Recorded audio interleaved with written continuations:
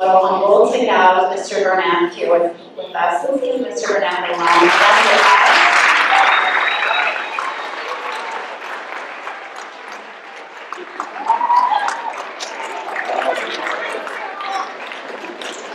Mr. Bernath, I shared with you that our students have spent a week together learning a little bit about the Holocaust, just so we all had a pretty common foundation of understanding about the tragedy that occurred, as well as some stories of survival and some stories of hope. And our students have been talking about what we can do to promote tolerance and celebrate one another's differences. And so we're just very grateful. Thank you very much. Thank you. I really appreciate it. Thank you. And I'm going to turn the microphone over to Mrs. Mintz, who's one of our students' parents and a community member, and she'll introduce Mr. Bernath so you hear a little bit about his background.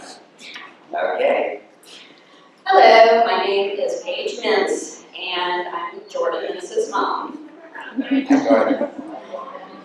Between 2003 and 2013, I had the honor and the privilege of working with Holocaust survivors in Cleveland, and Stanley Bernath is one of the people that I knew during my work there.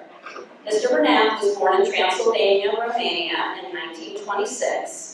When he was just a teenager, not older than all of you, he was separated from his family and forced into hard labor and was moved from concentration camp to concentration camp for several years.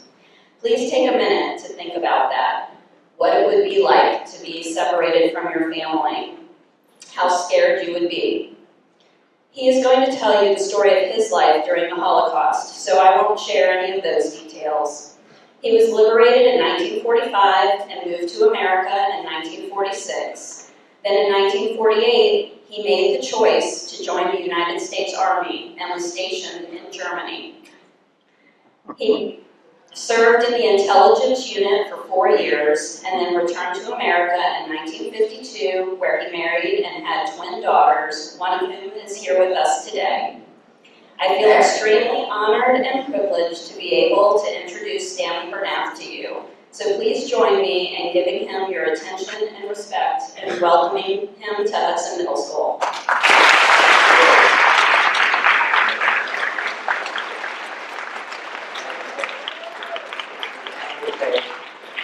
It is my honor being here. And she was talking about my daughters.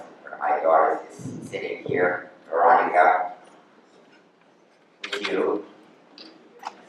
And it is a privilege being here to share my experience in the Holocaust. What is the Holocaust? What is the translation of the Holocaust? Mass destruction. Never in the history of the world ever happened anything like this. 6 million Jews and 6 million non-Jews murdered. It's hard to believe, even for me, to talk about it, the millions. It's hard to believe. But I'm going to share my story with you of my experience. I was a couple years older than you. I lived in a small town in Transylvania. It was Romania at the time. It was a small town of 90,000 people. Out of 90,000, 35,000 were Jews. But we had no problem, everything was fine. Until 1941, the Hungarians came in and occupied that part of Transylvania. They claimed they belonged to them. At that time, everything has changed. Now what do I mean by change? Restrictions. Jews were not permitted to do certain things, but we got used to it, not a problem. Until 1944, when the Hungarians, together with the Germans, came into our town, everything changed. We had to wear, the Jews had to wear a yellow star, total restrictions, we could not leave the house. Until one morning, at 8 o'clock in the morning, I lived with my mother in a small house. Would knock on the door, like 8 o'clock in the morning. 2 policemen. My mother and I heard her open the door. Yes, he had 50 15 minutes to get out of the house. Bring whatever you want with you. Why? Don't ask any questions. That's how it started. So we got some stuff together, and we lined up on the street with other people. We were marched to a place called the ghetto. We never heard anything like a ghetto. What is a ghetto?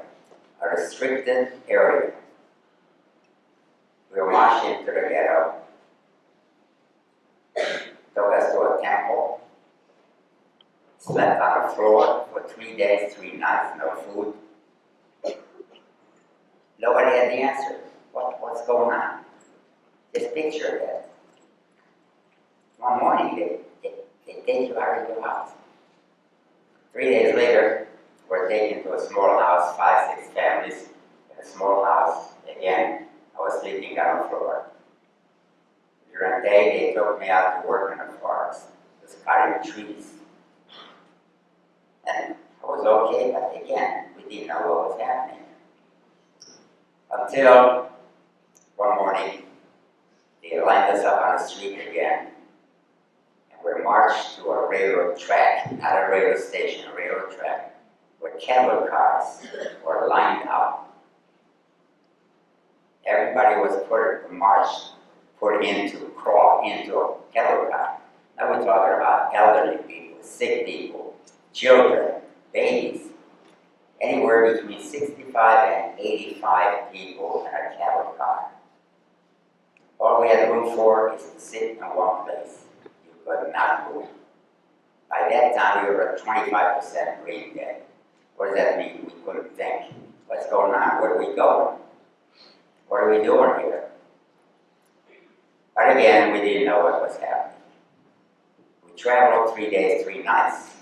No food. They had a bucket of water that we couldn't get to. We couldn't move.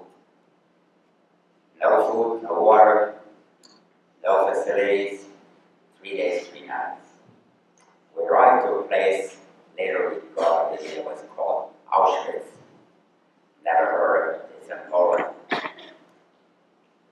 When we arrived and opened the doors, all my life I heard the word hell.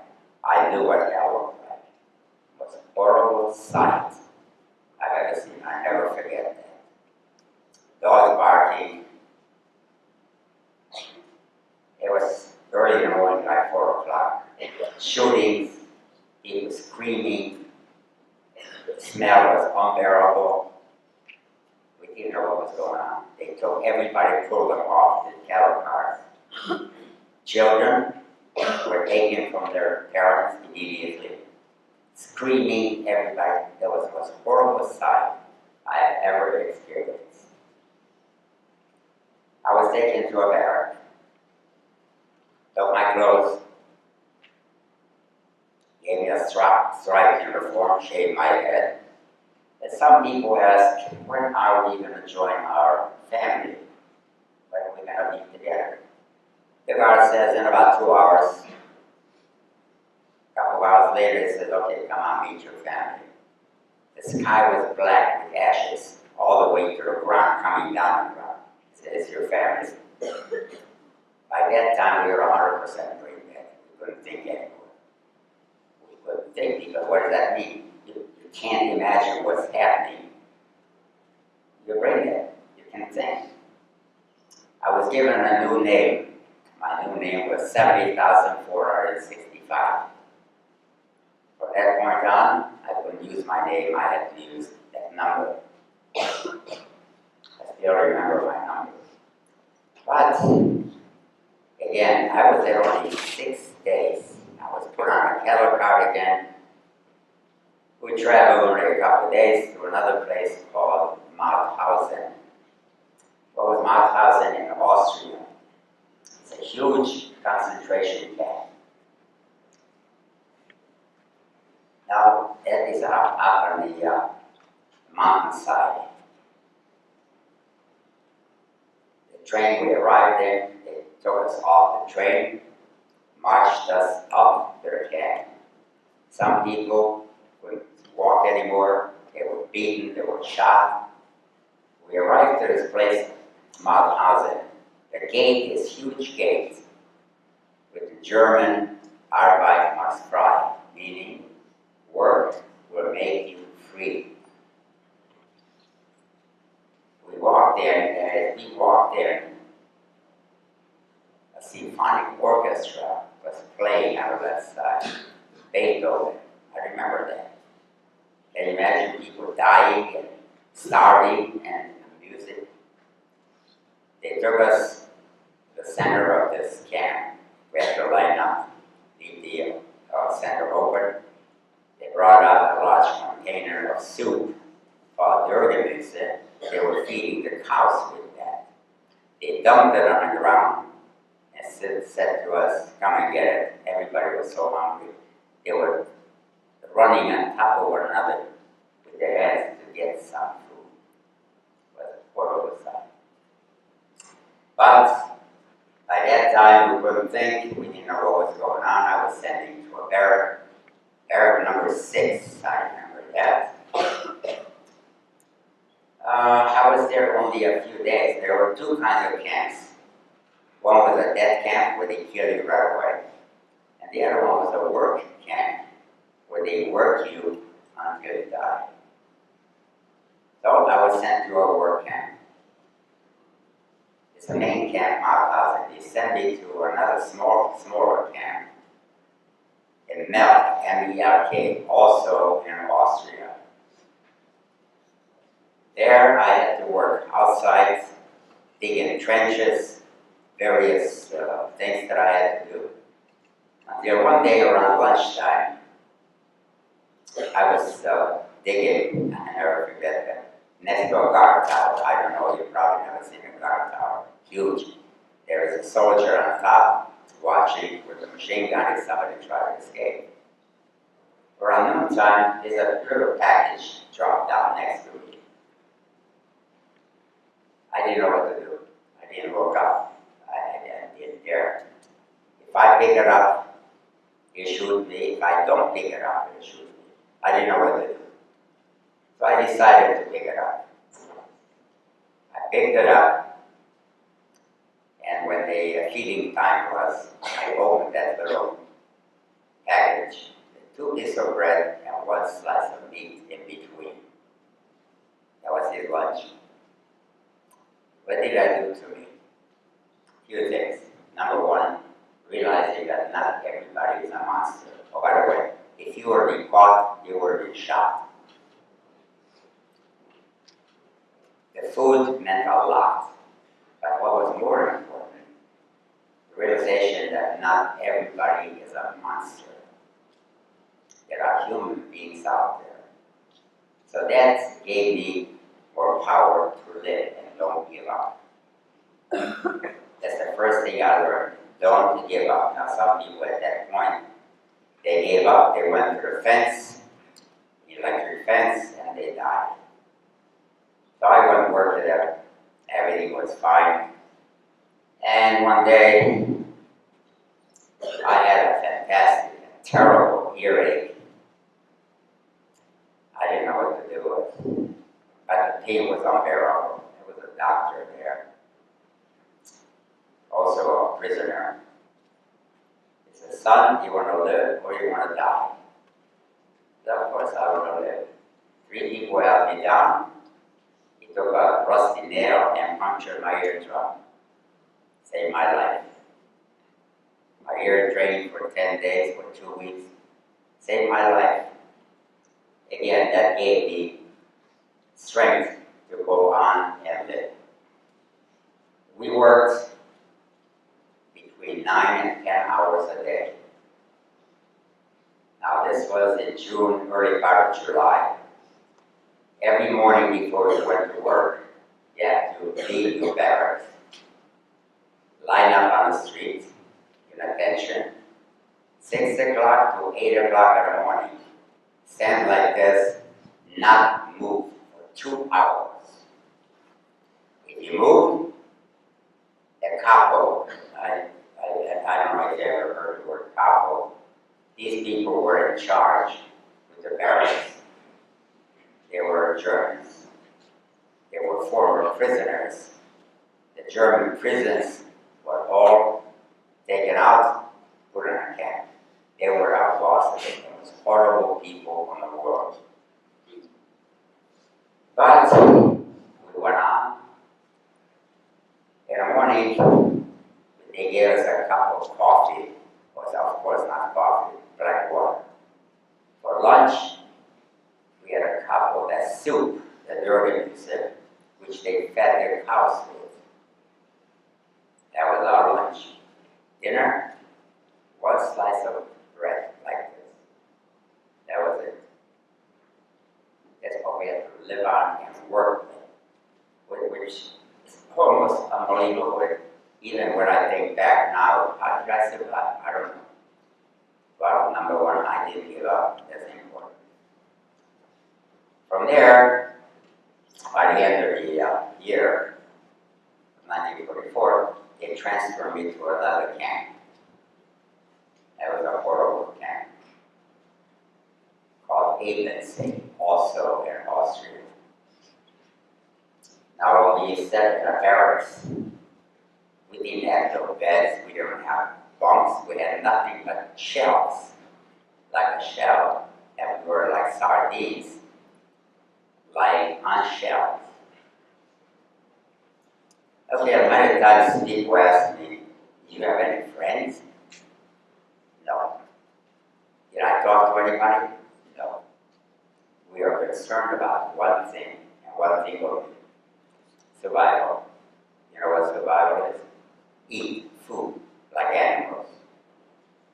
That's all we thought about, nothing else. But we went through.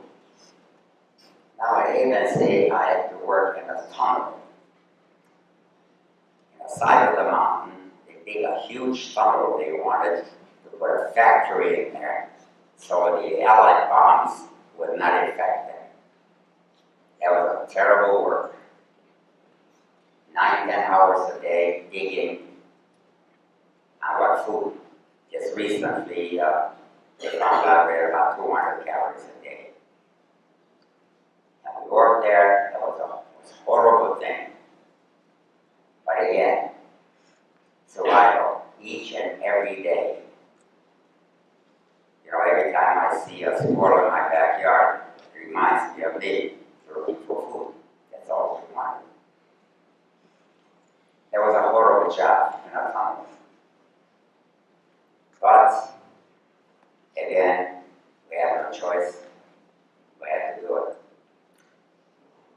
In the winter time, 2 hours, 20 below zero, standing like this, motionless outside. You know, now it's 40 degrees outside, I'm freezing. 30 below zero, standing at attention. And if you moved, they beat you. Again, survive. By that time, I don't know, I didn't have much strength left. And over the winter time, we survived the winter. Every day, some people were taken away, they were dead. Then around May 4th of 1945, well, we heard some rumors about the Allies are fighting the Germans. They lined us up in called the Abwehrplatz. It's a large area, 17,000 prisoners lined up. The camp commander, the German camp commander in front, made a speech in German, but we understood. He said, what I want you all to do is go in a tunnel because the Allies are bombing and we want to make sure that you are safe. Everybody, all 17,000 go into the tunnel. And all of a sudden the word came down the line. I remember from the word right to the left. No, no, no. Everybody repeated that word. Came to me and said no. Next one, no. We didn't know what it was. And later we found out he was going to put us in the tunnel and blow up the tunnel. Because that's what they did with the a lot of concentration camps. They blew up the place, so nobody would know what the heck that was. The same thing with Auschwitz. The line goes down low. Now we took a chance that all the soldiers with machine guns, they can shoot us instead. But they didn't. It didn't happen. By that time, I was so weak I could hardly move. I remember May 5th. I don't know how I remember the date, but I know the date when I was liberated, May 6th. The day before, I was so weak I could hardly move. No food. I was outside picking on some grass. I could find some good grass. And I remember I swallowed about 3 words. But then I went out, I could not remember anything anymore. May 6th, the 3rd Army, U.S. Army came in, liberated the camp. I was liberated. God, that was, I didn't know what was going on. Some soldiers picked me up. I was together with hundreds or thousands of bodies laying on the ground. How did they find me? Maybe I moved or said something. They fed me. I had enough strength. There was a guy there next to me. He's from the same hometown. Said, let's get out of here. We cannot watch what's going on. The prisoners, there were some Russian prisoners there. They were killing the couples. Blood on the ground everywhere. So I don't want to see this. So the two of us, we walked up on that little hill. That wasn't very far, some farms. We walked into the first farm, asked for some food, obviously. No, they gave us some milk, that's all they had. Okay, we took the milk, we walked to the next farm. We asked him again. He said, well, why don't you go into the barn? They put us up in a barn. They gave us some food. We slept on a barn. Next morning, horse and carriage. They put us up in a horse and carriage. They carried us to the nearest town, a beautiful town, resort place, hospital. They put us in a hospital for 3 weeks. They took care of us, they fed us, we were revived, we were alive again. They took our striped uniform, they gave us new clothes. We were reborn that day. After we spent 3 weeks in a hospital, we had enough strength. What we're going to do is go back home and see what happened to our family. We got on the train, except we couldn't get on the train because it was so busy, we couldn't go inside. So we were on top of the train, lying down. How did we survive? I don't know. Well, we made it back home. And I remember the first thing I did, I went back to my old house and knocked on the door. And an old lady came out and I'm urine and said, what do you want? I said, what do you mean what I want? This is my house. She said, get out of here. The government gave me this house. Locked the door. So what am I going to do? I don't know. There were 5 soup kitchens set up. I went from 1, 2, 3, 4, 5, eating. That's all I wanted. And I found out my aunt and his family, her family, lived there. I went over there, my grandmother was there. They escaped from Romania.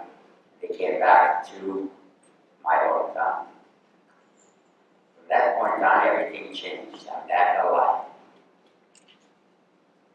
They gave me a small apartment downstairs, and there was a blackboard where it had the names of survivors.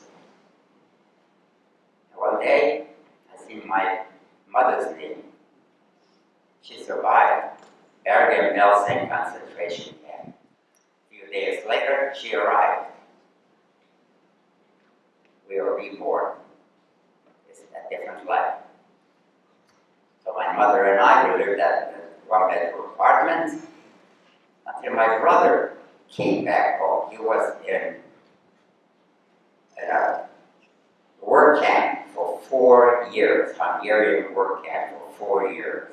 It wasn't like a concentration camp, it was a work camp for 4 years. It was horrible in Ukraine. So we sat down and we talked. I knew one thing, I never want to live here anymore. So we talked to our mother, my brother and I, we decided to leave. So my mother says, come on, I'm an old lady, I cannot go. I'm 50 years old. My God, 50 years old, an old lady. So my brother and I decided to leave. Going where? You know. We crossed the border, of course, illegally. We went to Hungary. And there we had a cousin lived there in Budapest. We went there, and they made arrangements with an organization that showed us how to get from Hungary to Austria through a border. So my brother and I crossed the border, and from there we went to Germany, to a DP camp. It was a DP camp, a displaced person camp. People that had nowhere to go, hundreds of thousands of people that survived, but they had food, place to sleep, everything. So we stayed there for a few days. It wasn't a very nice life. We went to another place, Bergen-Belsen, the same place where my mother was, and again, except, so of course we had the living facilities where the soldiers, SS lived. My brother and I lived there for a month or two. There was an organization that signed up people, especially children. They asked me, where do you want to go? You want to go back home, so where do you want to go? So I said, United States. I don't know why. So we went to Frankfurt, Germany, a city. We lived in a small apartment. And one day the organization comes over and says, okay, come on. Not my brother, he was 9 years older. I was only 19 years old, come on. They put me on the ship. I was transported to the United States. At asylum. The greatest thing I've ever experienced. Of course, I didn't speak one word of English. Not one word.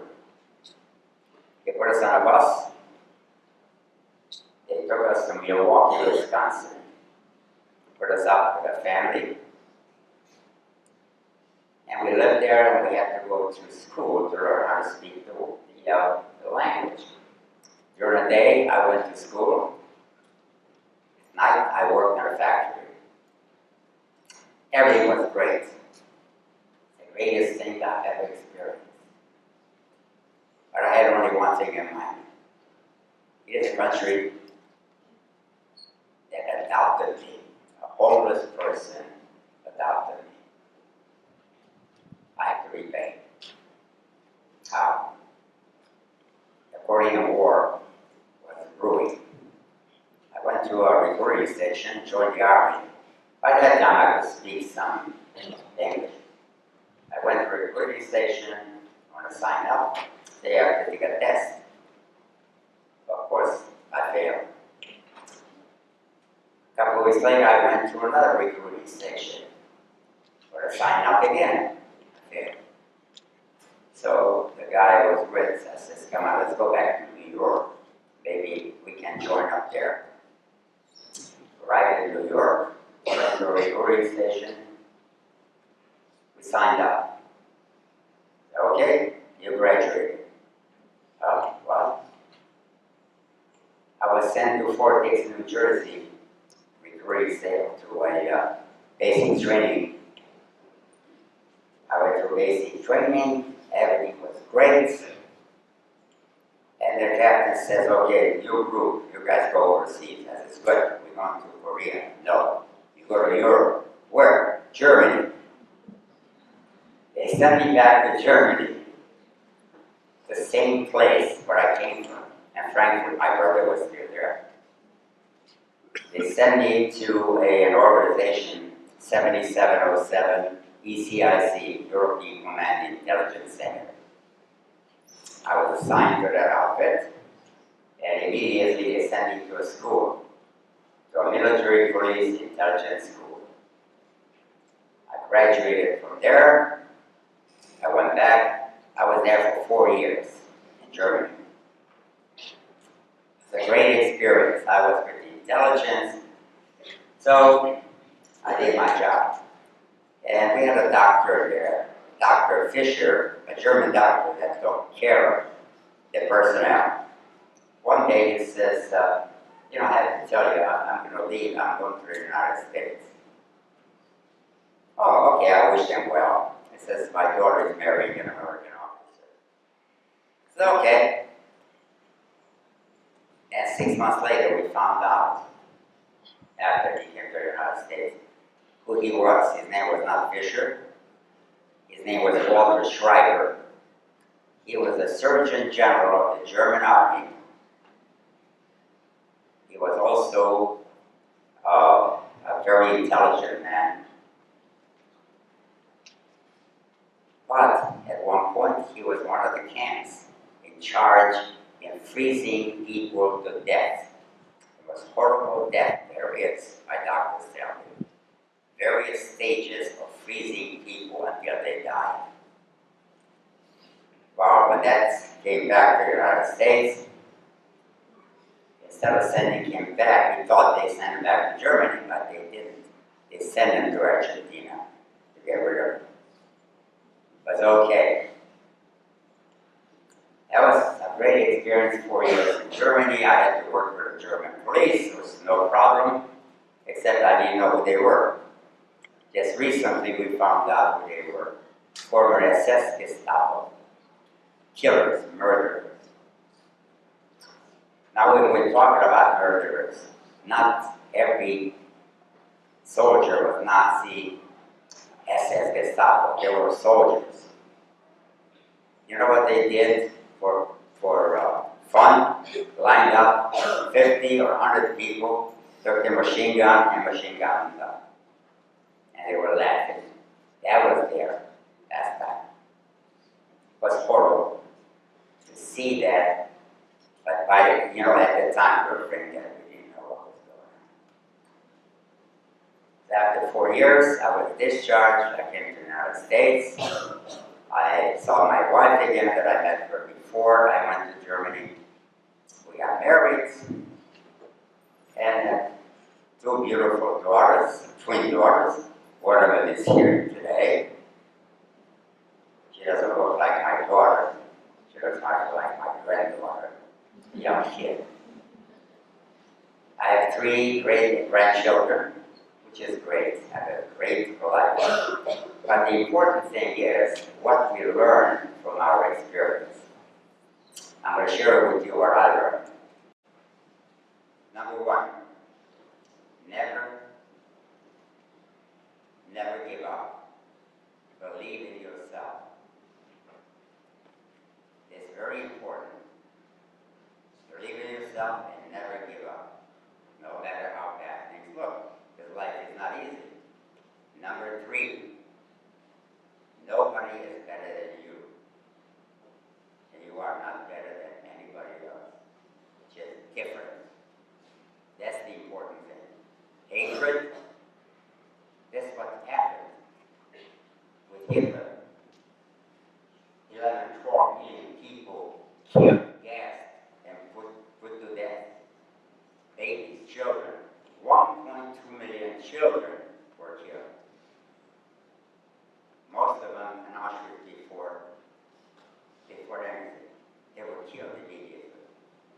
It was unimaginable how people can do this. So what we learn from our experience, that's the important thing.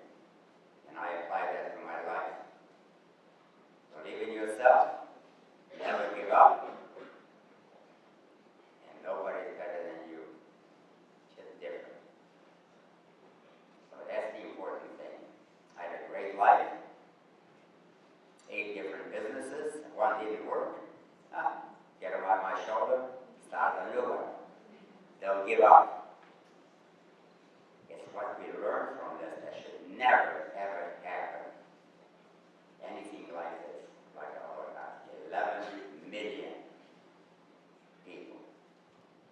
over here, some ISIS attack, 26 people killed. Oh, everybody's upset. Here we're talking about 11 million. I can't even imagine myself. How can it be 11 million people? Okay, now comes the interesting part. Questions. And I always have a lot of questions from you guys. And that's very important for me. Okay, are we ready? Ready for questions? Come on, don't be bashful. Okay. All right, questions. There she goes. Well, you have a, Is there a question up here? yeah, you have a mic. You have to give It's a okay. mic. Can you? I'll say it. Go ahead. How long did it take from you and from Germany to the United States from the boat? Okay, do you want me to- How long did it take you to get from Germany to the United States in a boat? On the boat? Oh, 12 days. 12 days, that was the great experience. Had food, a place to sleep. It was great. A great beginning. But I have to mention this to you. It's the greatest country in the world. You know, this coming May, my daughter, other daughter, and I'll be going to Austria back to the DP camp where I was, the big one, Mount Hudson. We've been there before. We're going back there now because every year there's a celebration of liberation. 26 countries are represented. Last time we were there, 10,000 people attended, which is great. It's what we learned. Go ahead.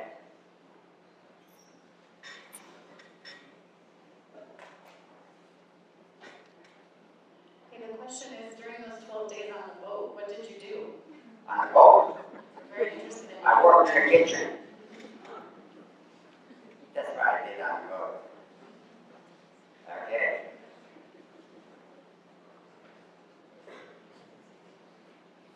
Yes, the question is, do you have friends now?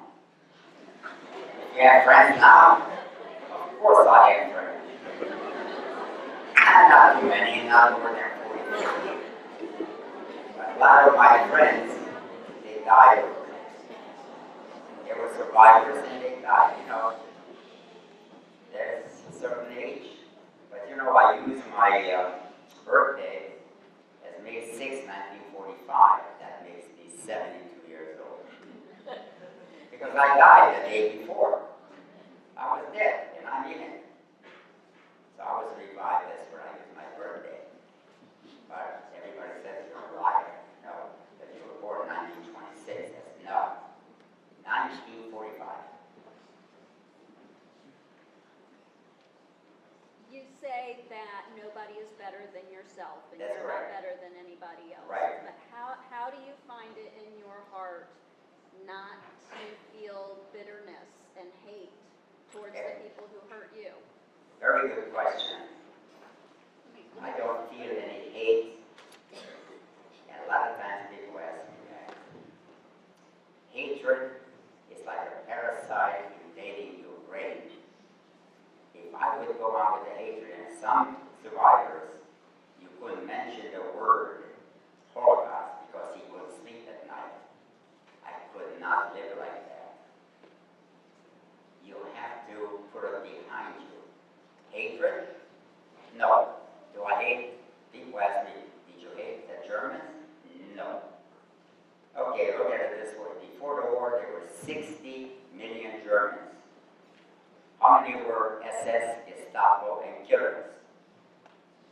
1 million, 2 million, 5 million, 10 million, 20 million. How about the rest? They survived like we did. They suffered. I just read a book on that. It was horrible for them also. So you can't generalize ever that certain people are no good. And hatred? No. I did not live with hatred. I can't. You got somebody there?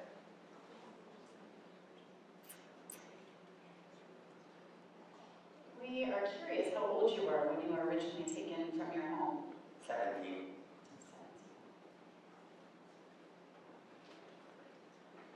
Okay. What did you take with you when you got like 15 minutes to choose what you wanted to take?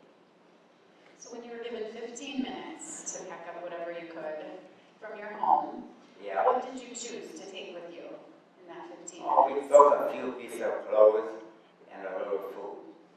We didn't know what was going on. We didn't know where we were going, so we didn't know what to take.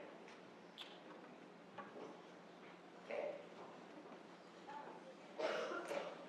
Did your father survive? My father died way before the war in a train accident. I was 11 years old.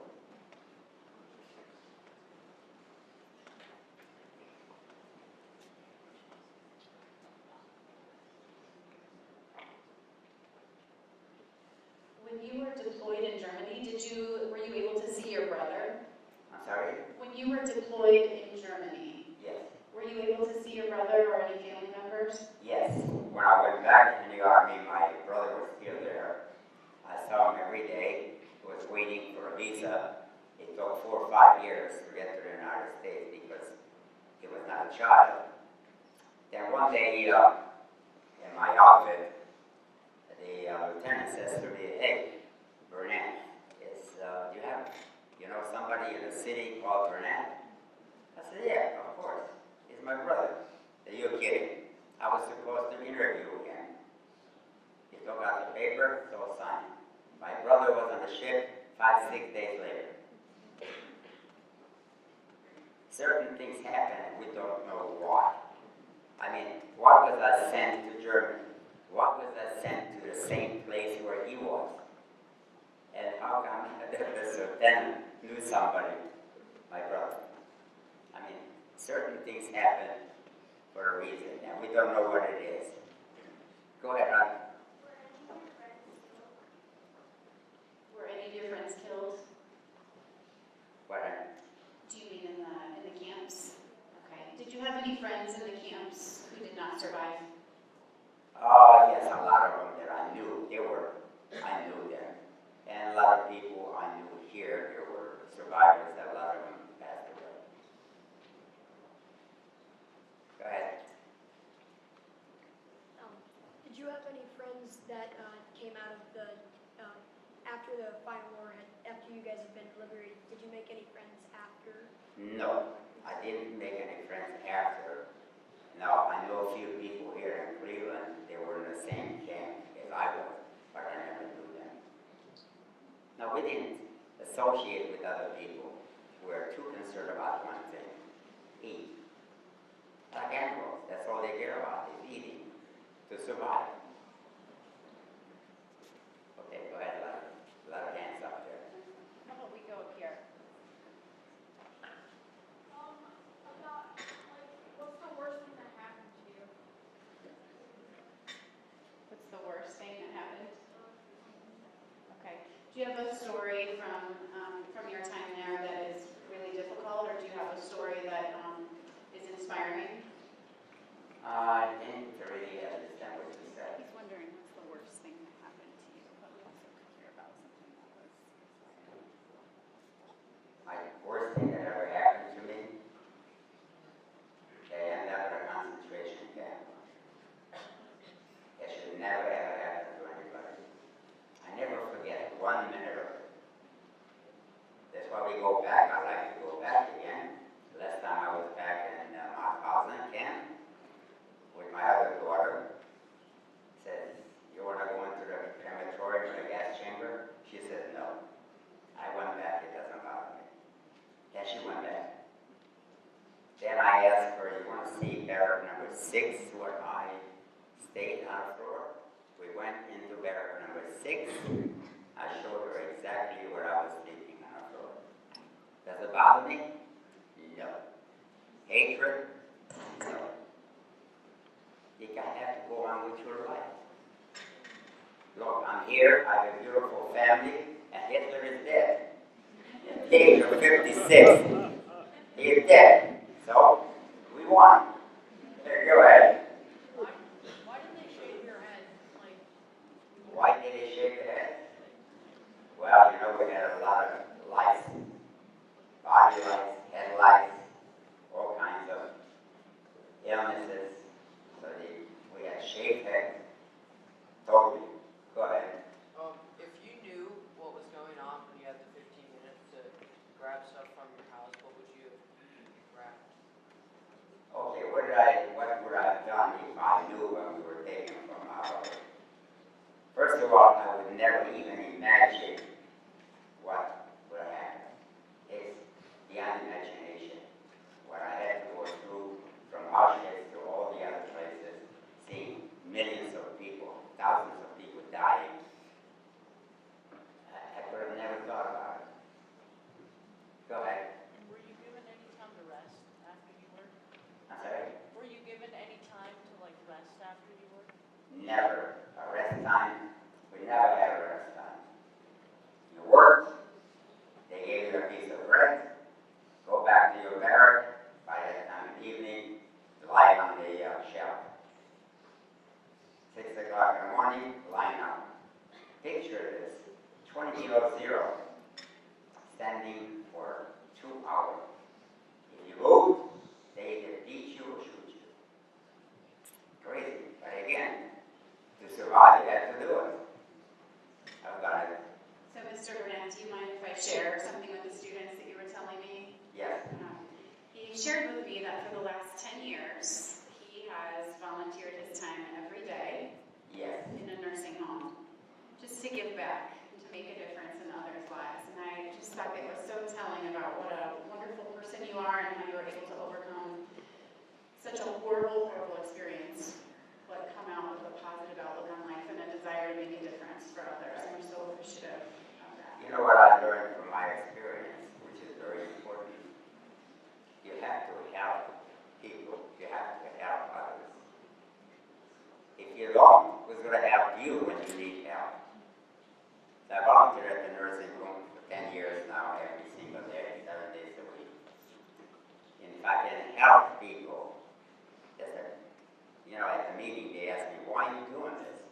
I said, because I'm selfish. They said, what? You're selfish? Yeah, makes me feel good. Go ahead. Why don't you tell the story about the one gentleman that you helped by volunteering at Manova Park, Dr. Oh, yeah. Silver? Okay, let me tell you this other story. When I was volunteering at the nursing home about 2.5 years ago, the head nurse says to me, I want you to meet somebody. Okay, so he took me into one of the rooms. I want you to meet Dr. Silver. Oh, okay. Dr. Silver was a liberator of Dachau concentration camp. Meet Stanley, who was a survivor. He started crying and shaking. We're hugging. He couldn't speak. For 65 years, he could not talk about it to his family or anybody. What he saw there, when they arrived, the Third Army also arrived in Dachau, what he saw there. So we got together, and from that point on, he came with me to make presentations. We went to Beechwood High School. My daughters were there, 200 kids. He was shaking like this when he stopped talking. I had to hold on to him. He couldn't get over what he saw there. So I said to him, Al, I have a video of Dachau concentration camp where the army, your army entered. Do you mind if I show it? He said, no. One of the soldiers was him. He didn't recognize himself. Like one of the soldiers was him. You know, when I show that video, it's pretty graphic. Thousands of bodies, it's horrible. And from that point on, he always came with me for presentations, which is great. Okay. Out of time. Okay. But can I share something with you, Mr. Bernath? Yes. We had several students write thank you notes, just knowing that you were coming and taking time out of your day to talk with us. So I want to share just two. Is that okay? Okay. All right, so this one says, "Dear Mr. Bernath, thank you for taking your time to tell us your story. You are very brave. We're so happy you're coming to our school to talk with us about what happened, but we mostly want to thank you for doing your part to change the world." It's my pleasure. And the last one that I'm going to share is, "Thank you so much for telling us about what happened to you. Now I will try to stop hate and treat others how I would want to be treated." That's great. We have to treat everybody.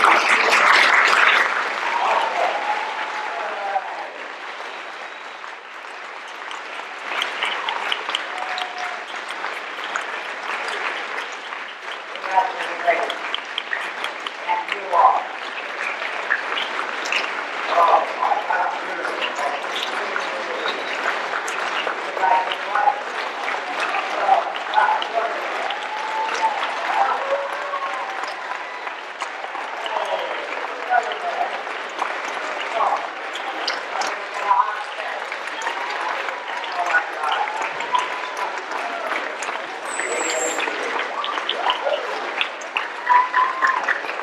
Nobody told me. I thought I could have 30, 40 people today. Oh my God. You guys hear the heck out of me. Great experience. Really enjoyed it. Share my experience with you. The most important what we learn from it. That's the important thing. Our family, the most important thing in our life. My family were the closest, because you never know from one day to the next what's going to happen. And believe in yourself, and nobody better than you. Don't forget that. We're all God's creations. How many gods are there? One God. I don't care how you pray to that God. It doesn't matter. There's the same God. So I respect every religion. If their religion is fine, and don't bother with mine. But that's great. I'm glad we learned something. Thank you very much again. You guys are great.